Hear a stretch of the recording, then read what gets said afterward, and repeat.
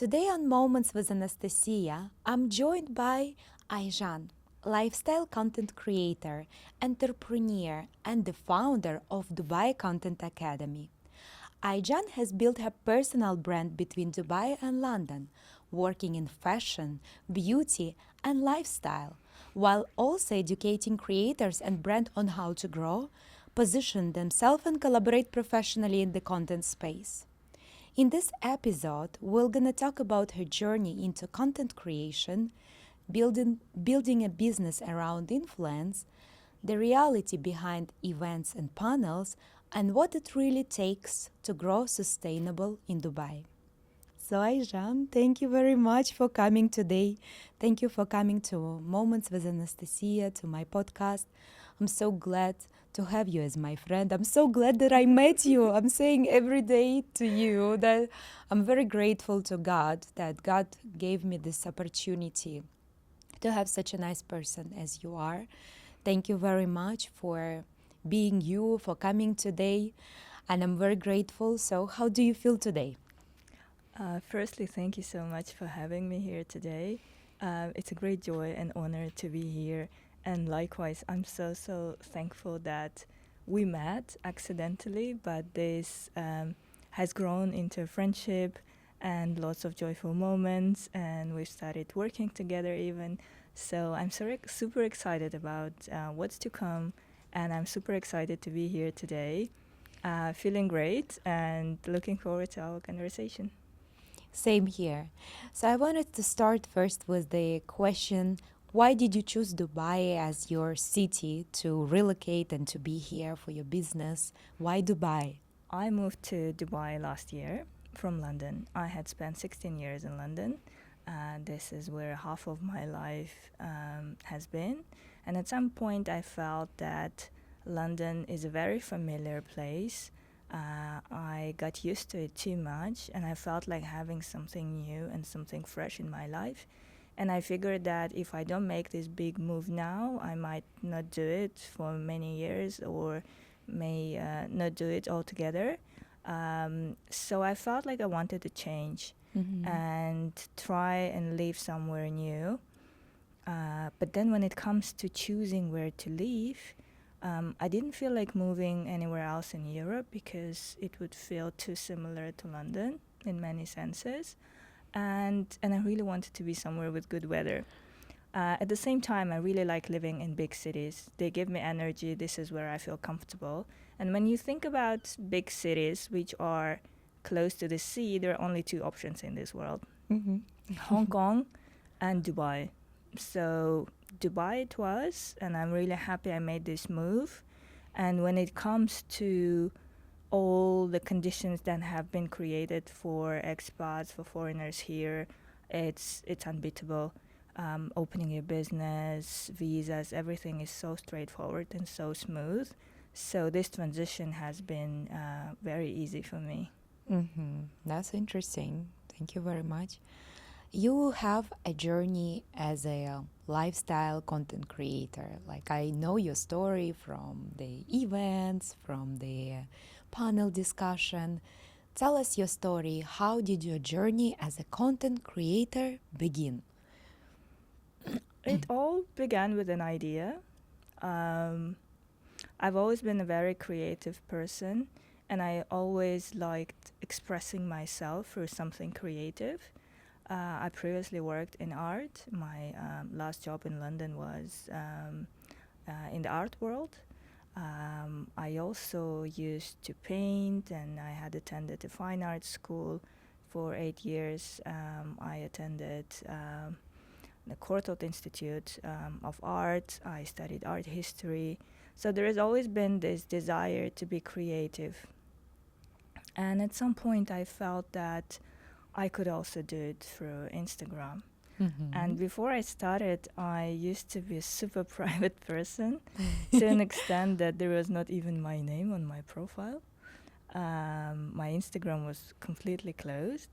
And yeah, I felt like I'm ready to share my ideas and my thoughts with the world. It wasn't Mm-hmm. easy switching to this mindset of a content creator. but thankfully I overcame it. And I'm super happy I did it. And one day I just decided I'm going to treat Instagram as my new job now. So this helped me a lot. Mm-hmm. So, well, my next question is, at what point you understood that you can turn your content creation into a business? So basically, your hobby as a creative art and creativity overall, recording videos, making pictures. How did you understand that it comes from a hobby to a business? Like, at what point of time? I think this switch happened in my mind. Firstly, I really enjoy content creation. I don't have to force myself to do it. It's a really joyful process for me. I like shooting, I like coming up with ideas, being creative, editing. I truly enjoy the whole thing because otherwise I think it would make no sense to be a content creator in the first place. But also at the same time, when it comes to work, I have very high standards. So I care a lot about quality, about putting out something that is valuable to people. And when you have this approach, you spend much time and effort on your content. And when you do that, you think I might be paid for that as well. So why can you not combine both? You know, you can get a lot of pleasure out of it, a lot of joy, but at the same time, you can make it an additional source of income. So the switch happened in my mind basically, and from day one, I knew that I wanted to work with big brands. I want to have successful collaborations. I want to get paid. So I guess at the point when the first payment came, this became professional, but also at the same time, I think it happened way earlier when, as I said, I started treating it as my job. Tell us your story. I know that there is a big story behind you with different names, brand names like Prada, Vogue. You worked with big companies basically. And tell us your story. I want to hear this really. One more time, please, for me. I'm a living example of how quality content and consistency can help you get on a very serious level when it comes to brand collaborations. So when I decided that content creation is my new job, I started putting out my first pieces of content. I understood once again how much I enjoy it, and I've been very consistent and professional since then. And I had my first collab request when I had like 700 followers, I think. So by the time I had 1,000 followers, I already had a few collab requests, and then it just kept going. And then I started working with really big brands, which was a surprise to me as well. But also, we live in a world where quality matters more than quantity, and brands very much like to work with micro influencers because they have this genuine relationship with their audience. They can be authentic, they could be really interesting, and people trust what they say. So I think that helped me a lot. So when you look at my portfolio and all brands that are included there, you might be really surprised that I'm not big when it comes to number of followers, right?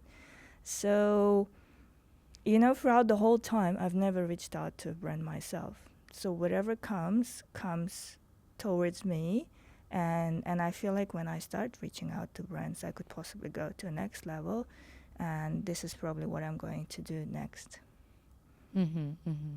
So I know you already for quite some time, so I see every single story you do, right?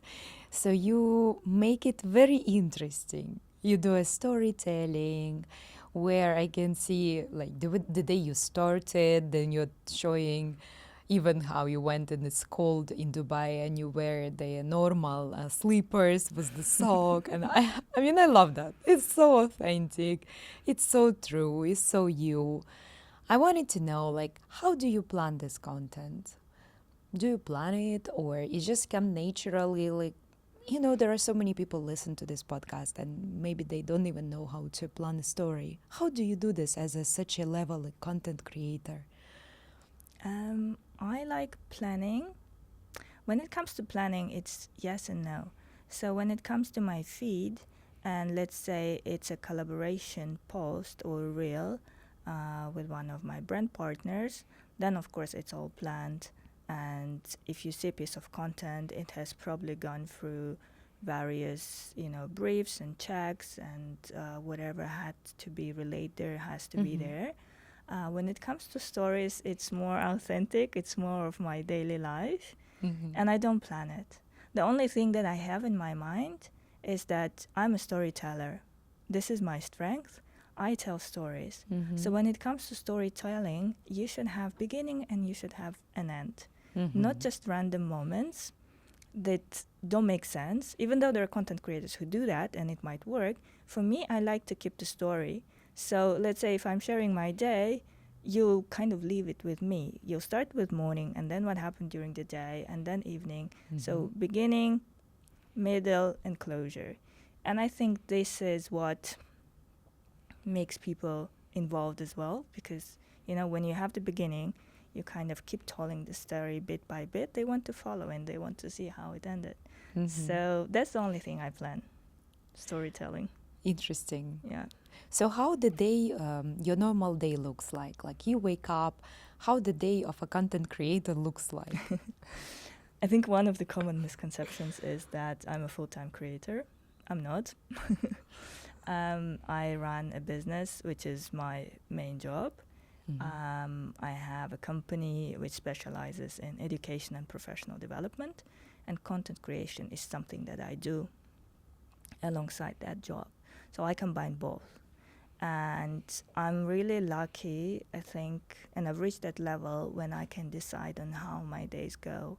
I'm my own boss, so I can decide how my Monday would go, how my Saturday would go. It usually starts with walking my dog. I have a dog. I love her so much. She's hyperactive, so we need to walk a lot. And breakfast, and then I'm working, or it's meetings. So there is no a normal 9 to 5. There is not a day which repeats itself. So I might also be working on the weekend, and it's totally fine. So it's hard to say that there is like some fixed schedule. I try to have it more or less planned in a way that I want to have rest during the weekends, but sometimes I don't, and it's fine. And I think it's one of the things that comes with having your own business and being your own boss.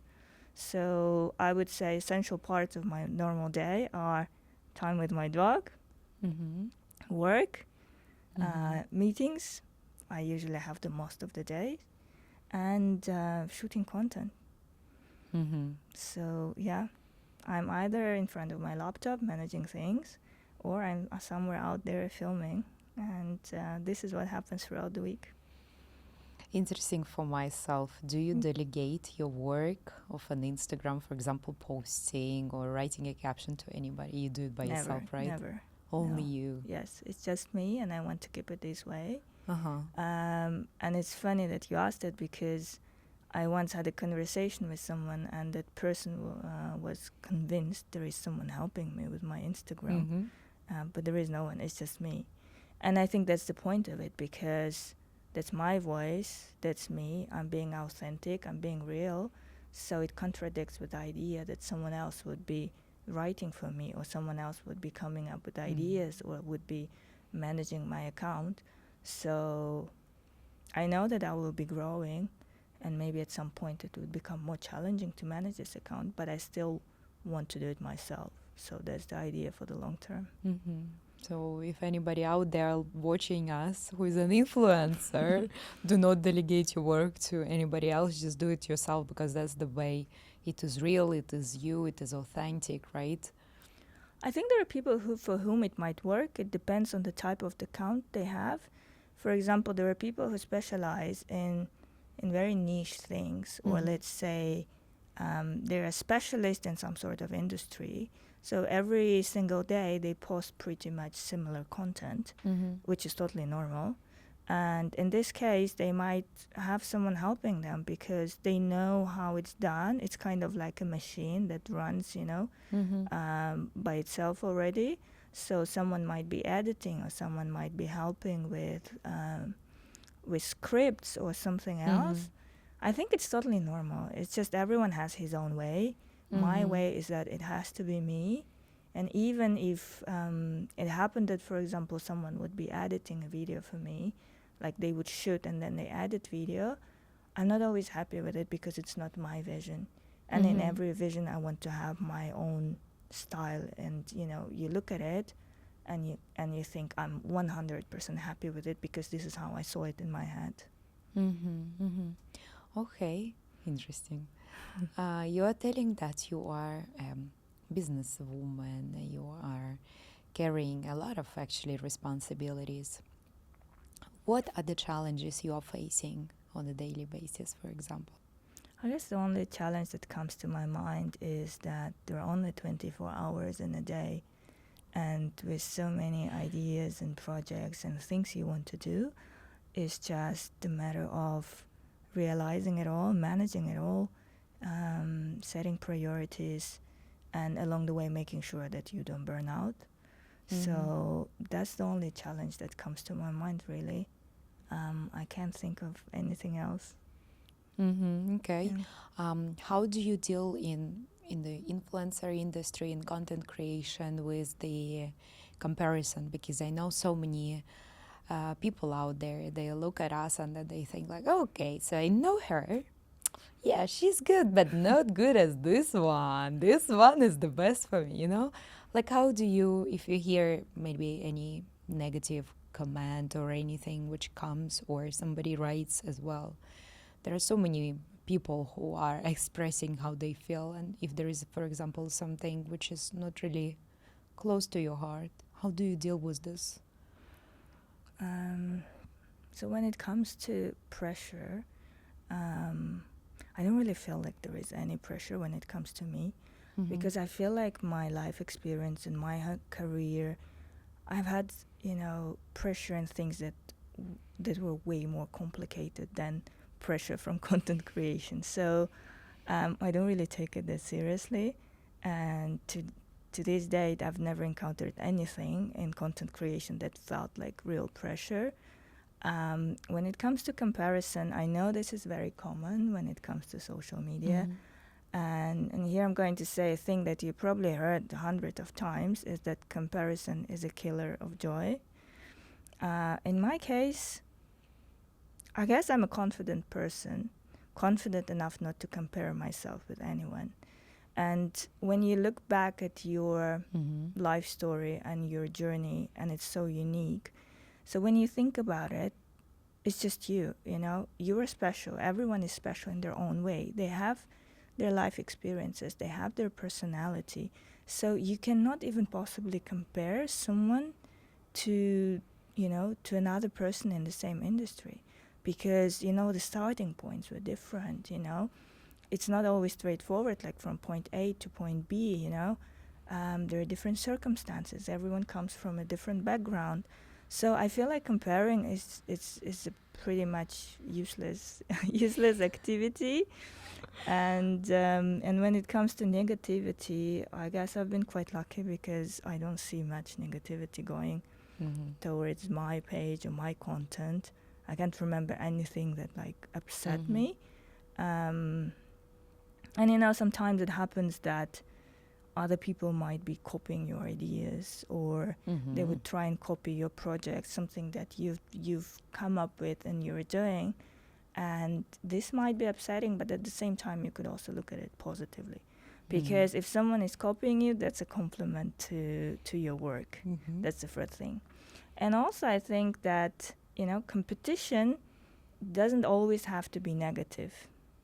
Because competition, you know, when it comes to economics and business, competition is what drives the market. This is what makes people develop themselves more. Look at the markets which are saturated with lots of companies. This is where you get the best service. This is where you get the best products.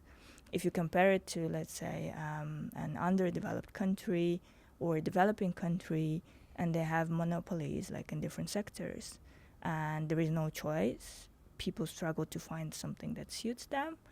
So yeah, I guess, you know, there is place for everyone, you know. When it comes to brands, they work with hundreds and thousands of influencers. Like everyone can get their spot. If someone gets successful, it doesn't mean that another person cannot be successful.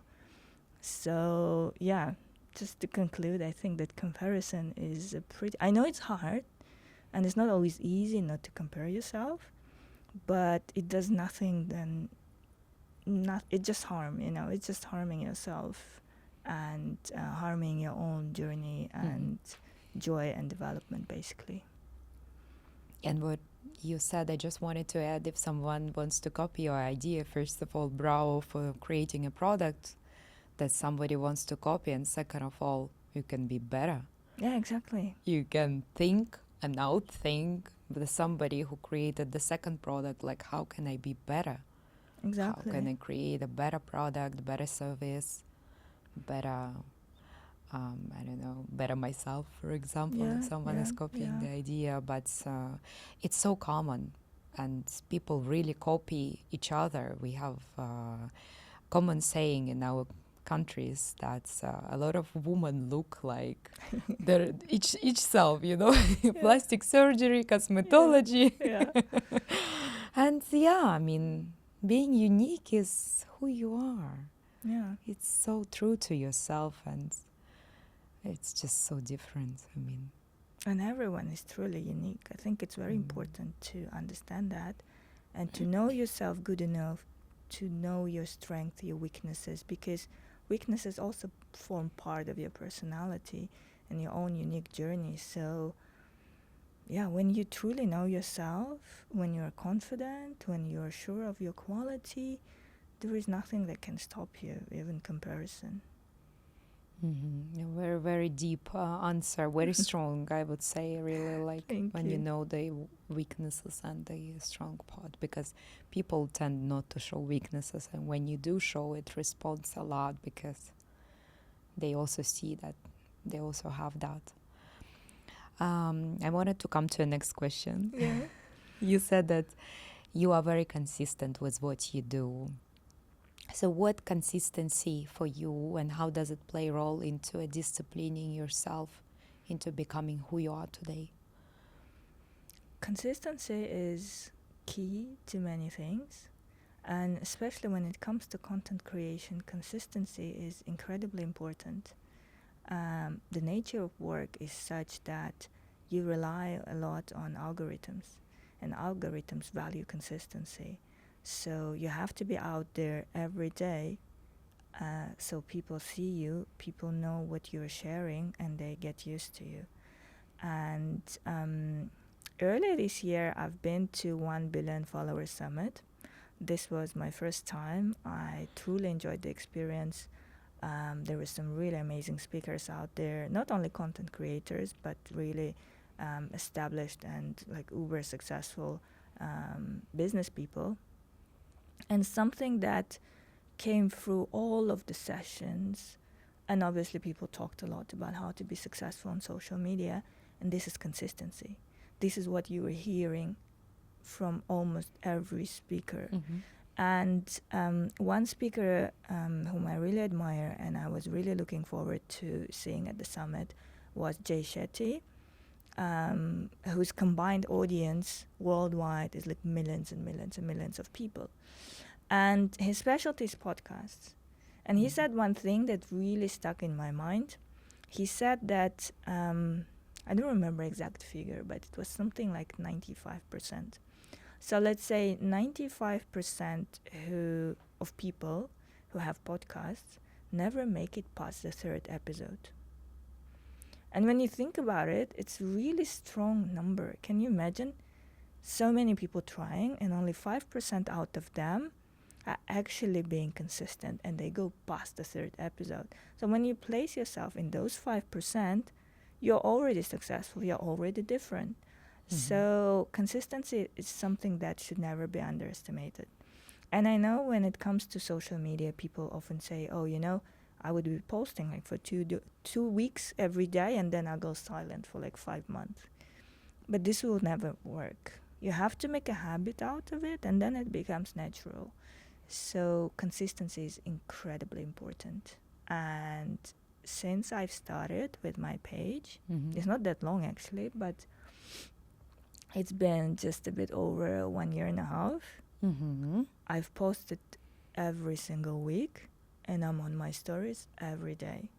I don't Mhm. make a post on my page every single day, but you'll see my stories every single day. Mhm. Yeah. And you mentioned about the algorithm, right? Yeah. I want to know, like, how long does it take for you every day or maybe a week to Mhm. study? Like, the algorithms keep changing, the technology are Yeah. new. Like, I'm sure you are evolving yourself. Like, how long does it take for you to study? Share with us. It's really hard to say because I don't have like a dedicated study session, Mhm. per Just weekly reading say. an article. It's also now a habit. So Mhm. I follow all these accounts which are about brand management and marketing and trends and everything that's relevant. I also really enjoy seeing like very creative pages, and it could be pages of some very big brands because they come up with really great ideas when it comes to content. So reading about it is my daily habit. Mhm. So let's say someone working in finance would be starting their day with reading Financial Times. For me, it's reading about what's happening in the market, what's happening with social media, what's trending. It doesn't mean that I'm going to follow all the trends, but I want to be aware of them. So, and if you're someone who want to be a successful content creator, you have to keep an eye on it because you cannot be, you know, out of the system. You are part of this big ecosystem of content creation, so you have to know what's happening, what's Mhm. relevant, how to stay relevant. Mhm. I'm sure a lot of brands come to you and they say, Ayjan, we want to work with you. We want to be together. Please, let's create real, I don't know what. And how do you say yes to some? And how do you say no? Like, how do you prioritize some accounts and say no to some others? Yeah. When it comes to being an influencer and a content creator, saying no is a very important part of the job. Saying no is generally important in life. If you want to be happy, if you don't want your boundaries to be overstepped, you have to say no. This is Yeah. one of the keys of a happy life, I think. Yeah. And when it comes to content creation, it's also very important because you have to see yourself as a brand. So imagine you're a company, or imagine you are, I don't know, let's say you're a celebrity. It doesn't matter if you're not. It's just you would think about your reputation. You would think about how people perceive you, and then it dictates a lot of your choices. And also, if you are being authentic, it means that working only with brands that are close to your values, close to your heart, because no one wants an influencer who is just selling everything. Mhm. No one wants to see a page that has turned into some sort of telemarketing which sells just everything.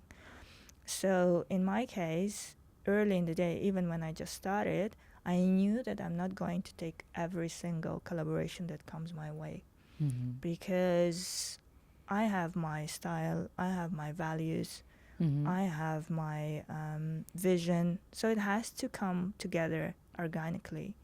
So I say a lot of no's.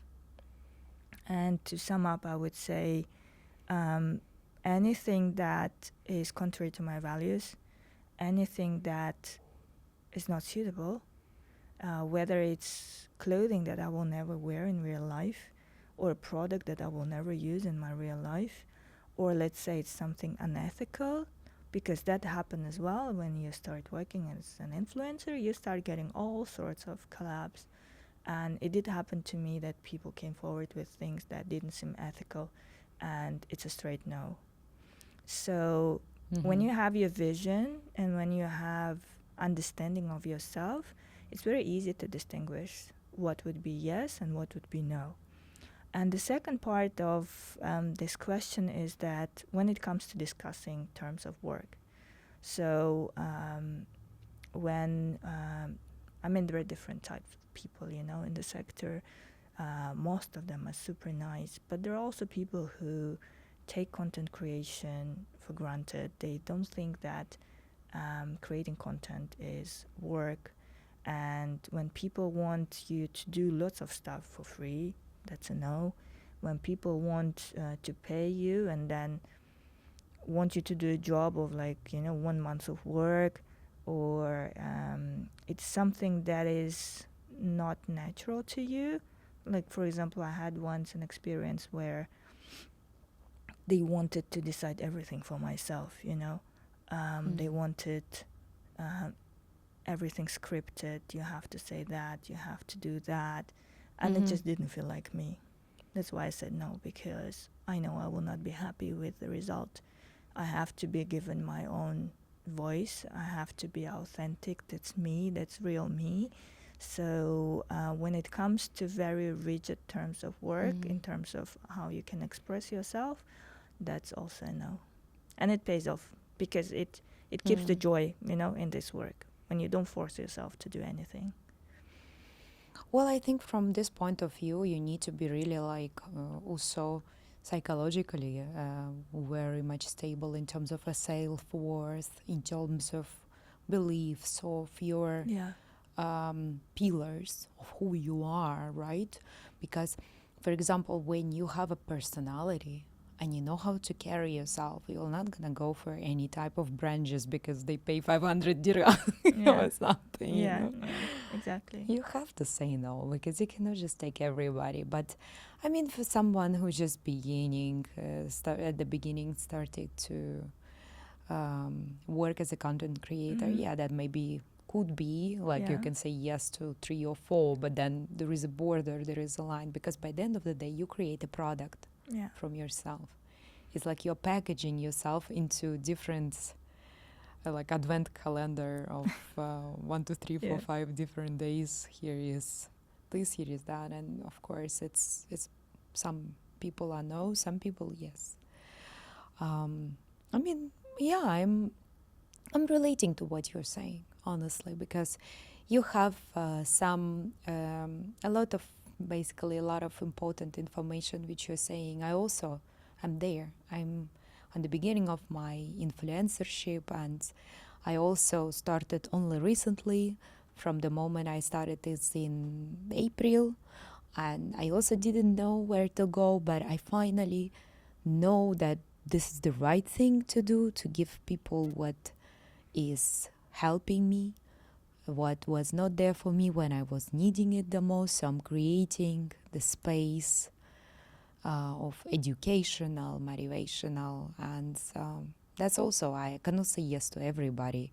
And even though I have a lot of requests, let's do this, let's collaborate, I'm like, I'm sorry guys, but I can't. I mean, it's not meeting my values. I cannot just go and collaborate, sorry to say, with some Indian potato brand, and it's not about me.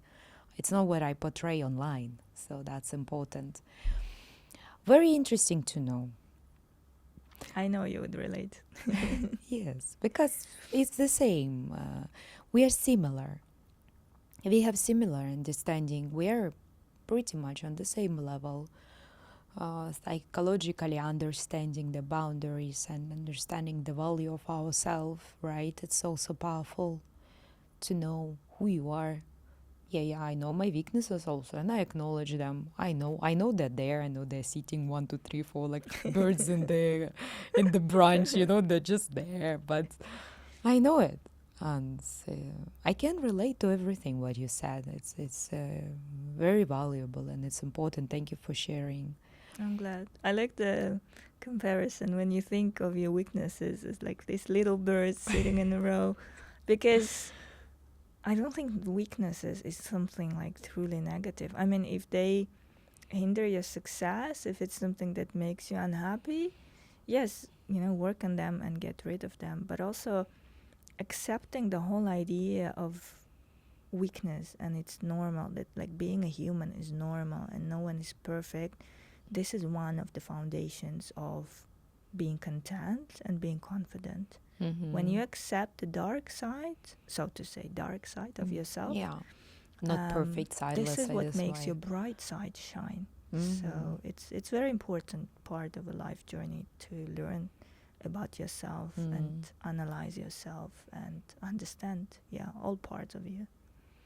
Yeah, and who said what is perfect and what is not perfect? There is nowhere Exactly, we are not exactly. studying Yeah, it in the yeah. books, anywhere at school or at the university. That look, this is how you should be, and this is how you shouldn't be. No, it's not there. It's not. It's not anywhere. I mean, it's just stereotype of somebody who was sitting there a couple of years ago in America or God knows where it was, creating a stereotype of a person who has to look just like that, and this is their stereotype. And now comes to my mind, and just all of a sudden, the Barbie film where she was crying and saying, "I'm not perfect, I'm not Yeah. good enough," and Yeah. she is perfect. She is the stereotypical girl who was created for people to play. Yeah. She was the most beautiful thing, basically, for so many girls out there, but it's not. I honestly think that pretending to be perfect is a way to nowhere, because pretending is very tiresome, and putting on a mask and acting and doing it for a long time, I don't think it's something that people can sustain for for long term, because they even say psychologically, like, people can pretend someone they're not for up to 3 months. Like, I don't remember exact date, but I heard it somewhere. So as I say, it's a journey nowhere. It's not going to take you anywhere and leave you unhappy. That's why it's very important to do this work on yourself. Very important, yeah. Yeah. Like, I did a lot of years of psychotherapy because unfortunately my childhood was not the best, and I had to work on myself to become strong and to be out there confidently and accept myself for who I am. Yeah. I And really admire that. I admire people who work on that. I think that's essential. And also, I'm very happy that you and we are for being authentic, for being diverse, because we come from countries where, the social pressure is quite high. yeah, And every single person, it's changing now, it's getting better. But growing up, there were certain expectations of you, like what you should be doing, what kind of job you should be having, what age you should get married, what age you should have kids.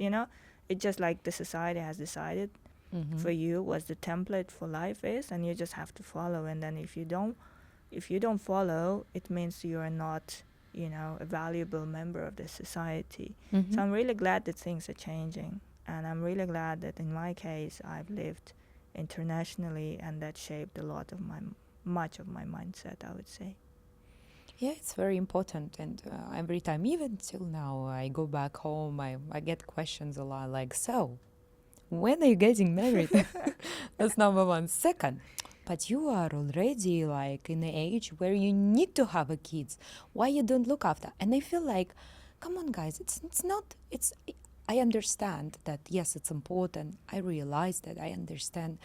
But what I can see in real world, like apart from everything, what's priority is who you are, what's your achievement, what is your business, what's your financial status, like what you can allow to yourself to come to your life, what you can buy, do you have your investments, like who you are, it all defines. And I mean, yes, I understand having a beautiful family is also something I'm looking forward to, and what is also stereotypical in our countries. But I feel that right now, in this world where we are, in this era we are living now, most important is who you are and what you have achieved as a businesswoman, as a owner of a company, as who you are today. Yeah. I think it's very important for a woman to be independent in a positive way, and to be self-sufficient. And I think one of the things that many people probably in the countries where we come from don't understand is that marriage is, it's arguably the most important decision of your life. Mm-hmm. So choosing a person with whom you're going to spend your life, how comfortable you are with each other, how you are aligned in terms of personality and values. It's incredibly important because the right person would help you be happier and achieve more and lift you, and at the same time spending your life with someone who is not the right match would just destroy you day by day and lead to very deep unhappiness. So I Yeah. think it all comes to the same thing, you know. Mhm. Learn about yourself, know yourself, and then make your choices. And Yeah. yeah, I mean, it's true. I mean, it's very relatable to everyone out there because stereotypes are really common right now, and having this kind of creating a society or people direction, like what your company does, you create a space of content creators, of influencers, of a successful businesswoman, I would say, who are coming to you and sharing their knowledge. I've been to your events, 2 events right now, and I love it because thank you. it gives an opportunity to people who coming like when I came to Dubai, I was 22, who come at the young age and they are looking at you guys like a goddess to understand, like, teach me more, give me more knowledge. And that's what's valuable and that's very true what you said. And I appreciate the creation of the space for people to learn, and I love it Thank you. what you do. Thanks so much. It means a lot, really. You're Thank you. welcome. Um, if you would have to give an advice to Yeah.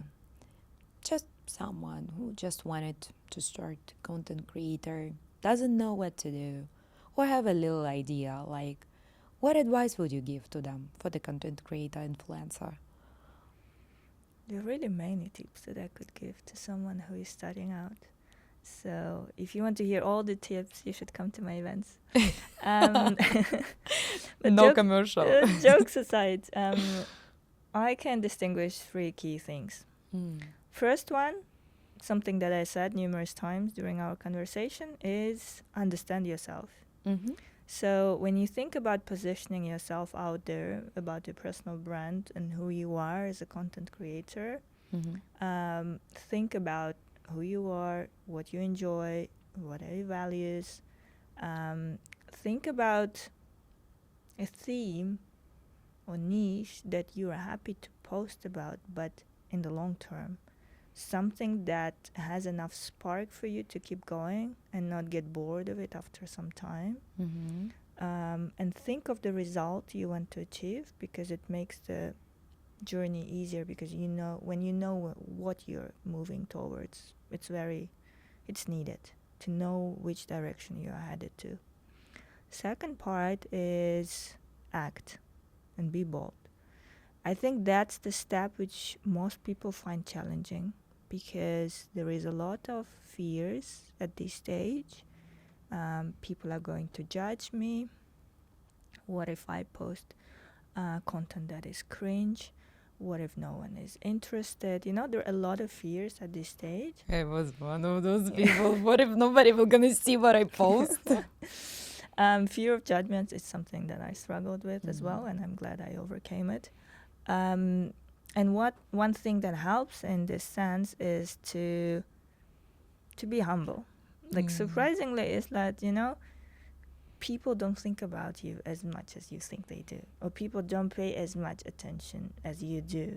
So if you have this video and you think that for some reason it's imperfect, just post it, because most likely people would not even notice what is imperfect about it. And there is so much content out there. They'll see it and they might forget about it in 5 minutes, you know. That's why being consistent also helps, because they would see you every day. Mm-hmm. And the third part is to think strategically. It relates a bit to the first part, but as we talked, reputation is important. Think about where you want to be long term. Don't jump on every single collaboration that comes your way. Know key pillars of your content, what suits it, what doesn't. So think about your journey as a long-term journey, not something for the next week, next month, but something that you would probably do for years to come, because this industry is not going anywhere. Like creative economy is only growing and generating more and more revenue, and majority of marketing work that brands do now comes through influencers. So think where you want to be, where you see yourself in 1 year, in 5 years, in 10 years. So it's a strategy as well.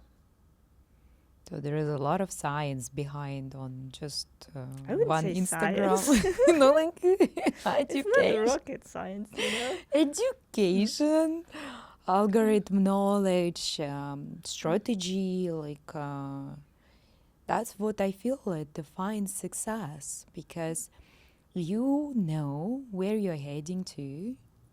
You know what's your goal in 5 years and 10 years. I'm just repeating what you said, you know, but I'm just analyzing it together with you. And that's smart. You are successful, and you know where you're going to. You know what you will gonna do in 5 years. You know how you're gonna get there. And I mean, I admire this. It's really nice. Thank you. Thanks. It's really beautiful. Also, I want to know, like, what does personally to you means success today, and when you just started your journey of a businesswoman, of a content creator? How does it differ now? I think my misconception before was, and there are many people who do it as well. You think about numbers. So let's say if you're an influencer, you think that you should have certain number of followers to be considered successful. But my journey has proved that it's not about that. It's not about numbers. You know, there might be someone who has over 1 million followers, but they have no connection with their audience. Or they just post random things and like videos go viral, but there is nothing behind it. Like it's all surface level. Let's say this person wouldn't even work with brands. It's some random videos for entertainment. I don't know, maybe to someone this is success. To me, it's not. So thinking about numbers or thinking about how much money you can make out of it, and it's important to make a living out of it, because work should always be paid. You know, when people work, it should be paid. I'm convinced. But at the same time, I later on realized that the true success and true joy comes from feeling connected to people, knowing that they come to your page and they get inspired, or they get new ideas, or they get new thoughts, or just genuinely feel happy. And I remember there was one particular message I got, and it truly touched me. And because sometimes I just go to my message request, and there was a message, and someone who's a stranger to me, I don't know this person said that they've been following me and kind of watching me, you know, on a daily basis, like in a positive sense. And they lost their father, and I was someone who made this easier. It's a lot of pain, but seeing me and what I post brought them joy. So this is something that really touched me, and this is something that also made me rethink the definition of success, because it's not about how many followers you have, it's not about how much money you make, but it's about bringing value and feeling that what you do resonates people and makes them feel something. And by something, I mean something positive, not negative. Yeah. Like positive emotions, something useful, something joyful. Yeah, being beneficial, being maybe positive at times when someone is really struggling, helping to come out from a sorrow. And it's a big message. It has a big meaning. I mean, it's not easy to come out from a loss of a parent. It's I know incredibly painful. it's very painful, and I know how it is, and it's not easy. It's very painful. So, and because I also lost family members, and you know, they say that you never overcome it. You just learn how to live with it. That's And true. the pain is so deep that nothing can ever heal it. But if you could help this person in some way, even like a little tiny way, that's already meaningful. That's already valuable. So that's something I want to carry throughout my content creation journey. Of course, it's nice to have more followers, to have bigger audience, or to work with bigger brands. That's nice. I'm not going to lie about it. It's also nice to make good money out of it. I'm not going to pretend and say it's not important, but I think it's very important also to have a mission behind it. And I also think it's a human nature as well to feel useful, to feel valuable to the society, to give back, to know that you do something meaningful. Yeah. Yeah, that's very good what you're saying, and I mean, very deep, to be very honest. Like, you touch my heart with this message also, because I've recently also lost my mom, and I mean, I'm it's sorry. 6th of January will be a year, and till now I cannot recover. And I don't think I can ever recover, and it's not easy. And I mean, what you said, that maybe for that person who was watching you, was really important that time to see you, to maybe be together with you in the story. So this is awesome. It is a deep meaning to it. Well, my last question for today. Yeah. I mean, if you would manage to rebuild your brand from zero, Yeah. what would you do differently than you did back then? I don't think I would have done anything differently because, I don't really have any regrets. Not only in content creation, but in life. And it's not because I didn't do anything stupid or I never made any mistakes. It's not because of that.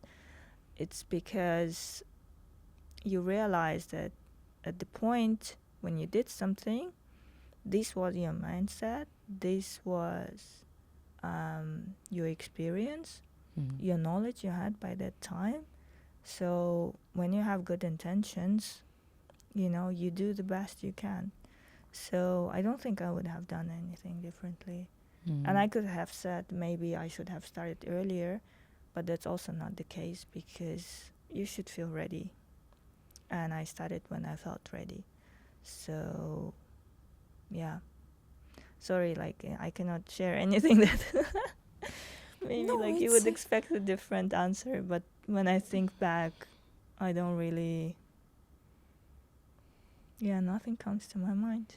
No, it's your answer. That's what do you think? I mean, there is no script, to know just to say like that, because that's how you feel. Yeah, you didn't want to change anything. You did it, and you did it based on what you felt it was correct. Exactly. But you said very strong thing. You did it when you were ready. Yeah. That's very strong. Because what I can say from my side, when I was searching for what I can do, I learned the life coaching. I had 1 year of courses for life coaching, and I tried being a life coach, and I couldn't do it. I couldn't bear the pain of other people. I couldn't do it. And I understood it's not what I can do. And then I was thinking, what can I do? And I just started doing podcast, and it just made my life different. I was ready. I prepared my pillar, my background, my base, and I just did it. I was ready. That's what it is. And it comes like a puzzle to me. Like, I'm listening to what you're saying, and I'm also thinking, it's just not just a podcast. I'm also thinking, you're giving me knowledge. So I love it. And that was you. And thank you so much for giving me this opportunity today. Thank you for your time. Thank you for being you. Thank you for sharing your insights today. And Ayjan, in short words, how do you feel about the podcast? Can you give me a little bit of review, please, if possible? Of course. I mean, I really enjoy this conversation. It's not the first time I'm coming on a podcast, but I really like your approach. Yeah, very professional. But also, I think it's important to like the podcast host as a person, because podcast is about connection and it's about having a conversation. It's not like one person just reads out the question and then questions, and the second person just reads out the answers they prepared. Like, I deliberately didn't prepare because I wanted to be me and I wanted to say what comes to your mind, because otherwise, what's the whole point of it, like being staged? So, very enjoyable experience.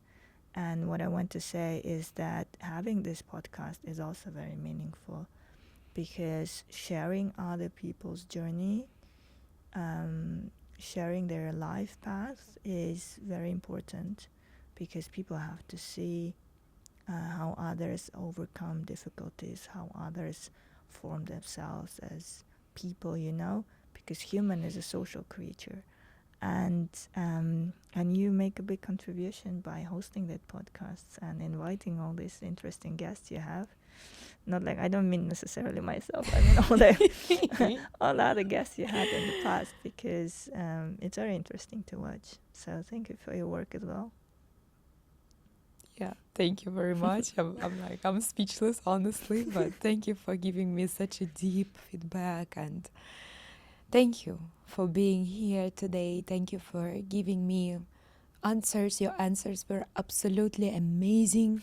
You don't have to do a preparation. It's just the conversation, and I loved how we clicked today.